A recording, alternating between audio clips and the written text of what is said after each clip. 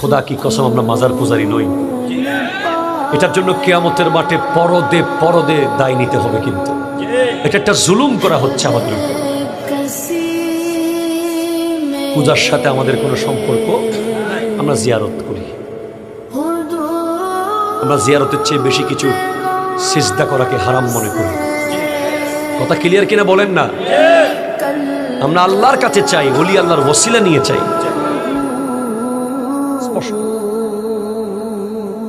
বাস সবাই মিলেমিশে থাকবে।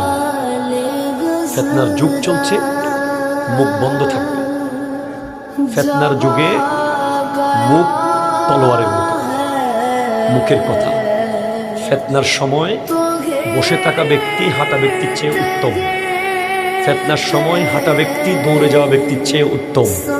ফিতনার সময় তলোয়ারের ধার ভেঙে ঘরে ঢুকাই রাখতে বলা হয়েছে। ফিতনার সময় চলছে, ঈমান নিয়ে ফিতনার সময়ে এক পাহাড় থেকে আরেক পাহাড়, আরেক পাহাড় থেকে আরেক পাহাড় যেতে হবে ঈমান রক্ষা করার জন্য। এই পরিস্থিতি চলছে।